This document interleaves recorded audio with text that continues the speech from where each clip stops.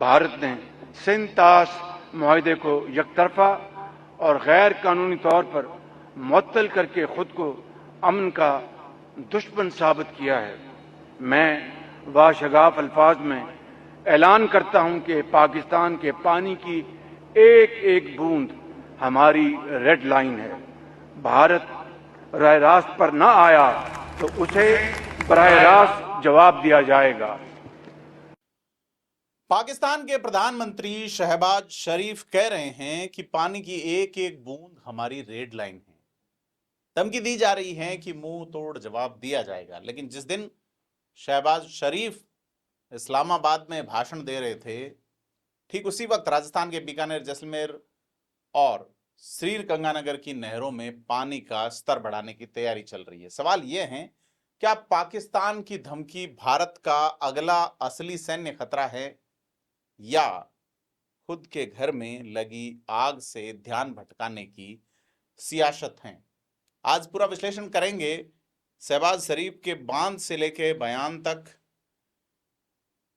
आज पूरा विश्लेषण करेंगे। पाकिस्तान के प्रधानमंत्री शहबाज शरीफ के बयान से लेके बांध तक और इस्लामाबाद से लेकर इंदिरा गांधी नहर तक।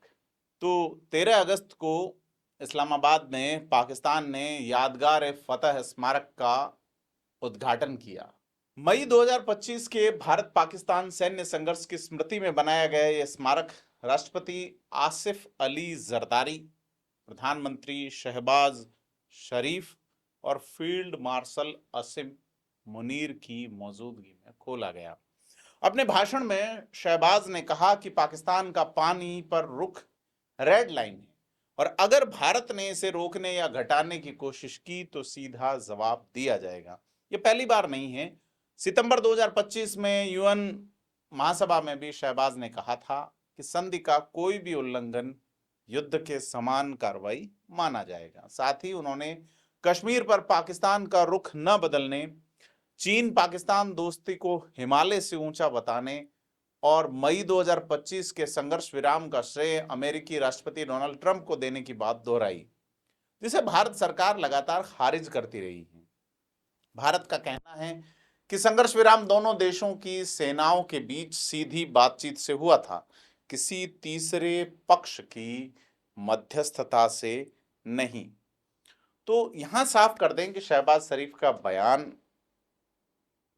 एक सैन्य तैयारी तो नहीं है, लेकिन पाकिस्तान लगातार यह भाषा इस्तेमाल करता रहा है और अब तक इसका कोई ठोस सैन्य नतीजा सामने नहीं आया है। जमीनी हकीकत पर बात करते हैं कि पाकिस्तान ने ऐसा कहा क्यों। तो इस धमकी के पीछे की वजह समझनी हो तो आंकड़े देखिए कि पाकिस्तान की करीब 80% खेती सिंधु नदी प्रणाली के पानी पर निर्भर हैं। सिंध और बलूचिस्तान गंभीर जल संकट की चपेट में हैं। देश की करीब 1/3 आबादी प्रभावित बताई जा रही है। नॉर्थ वेस्ट कैनाल में 64%, राइस कैनाल में 36% और दादू कैनाल में 82% तक इस पानी में कमी दर्ज की गई है।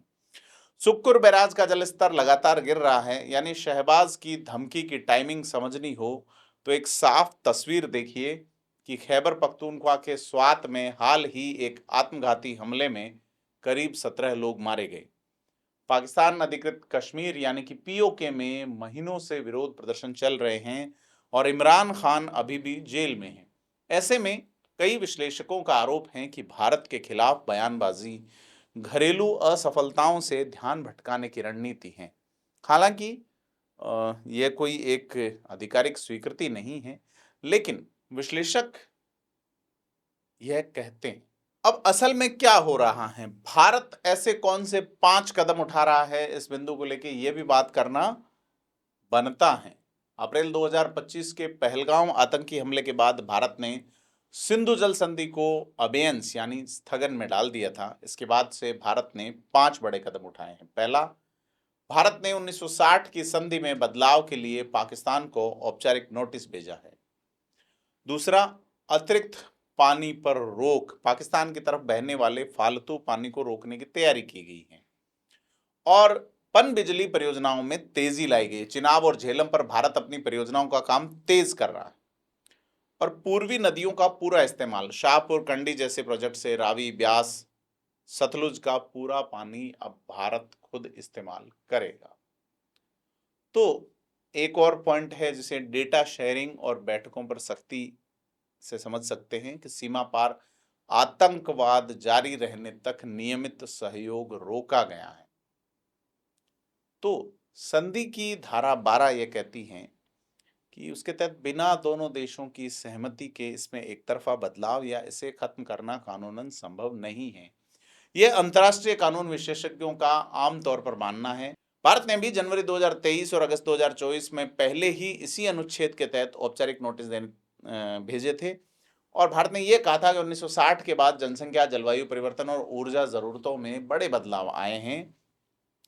पाकिस्तान ने पहले इस नोटिस को अस्पष्ट बताकर खारिज कर दिया। मई 2026 में हेग स्थित मध्यस्थता अदालत में भारत की जो पश्चिमी नदियों को पनबिजली परियोजनाओं पर एक और फैसला सुनाया है, जिससे भारत ने अवैध और शून्य बताते हुए खारिज कर दिया। भारत का रुख है कि यह ट्रिब्यूनल ही गैर कानूनी तरीके से गठित हैं। अब बात करें कि इससे भारत की कुछ नदियों का क्या फायदा होता है। सीधे तौर पे अगर देखा जाए तो ये जो हिस्सा है ये बड़े चैनल आपको नहीं दिखाएंगे, लेकिन आपके लिए ज़रूरी हैं। पूर्वी नदियां यानी रावी, ब्यास, सतलुज 1960 की संधि के तहत पहले ही पूरी तरह भारत को आवंटित हैं, लेकिन दशकों तक इनका एक हिस्सा पाकिस्तान की तरफ बहकर बर्बाद होता रहा है। पंजाब के हरीके बैराज से निकलने वाली इंदिरा गांधी नहर परियोजना यानी IGNP, जो राजस्थान के थार रेगिस्तान के बड़े हिस्से बीकानेर, जैसलमेर, गंगानगर, हनुमानगढ़ तक पानी पहुंचाती है, यहाँ तक कि जोधपुर तक पानी जाता है। ठीक इन्हीं 3 नदियों के पानी पे इलाके निर्भर हैं। ये नहर उस नदियों के पानी पे निर्भर है। अगर शाहपुर, कंडीबाद और अन्य प्रोजेक्ट से पूर्वी नदियों का बचा हुआ पानी अब पूरी तरह इस्तेमाल होता है, तो सीधा तर्क यह बनता है कि इसका सबसे बड़ा फायदा राजस्थान के रेगिस्तानी जिलों को मिलेगा, जहां खेती और पीने का पानी दोनों इसी नहर पर टिके हैं। तो अगर ये बात करें कि शहबाज शरीफ ने जो कहा है, तो वो एक बात तो तय है कि शहबाज शरीफ की भाषा नई नहीं। सितंबर 2025 से लगातार वे रेड लाइन और युद्ध जैसी कार्रवाई वाले शब्द दोहरा रहे हैं,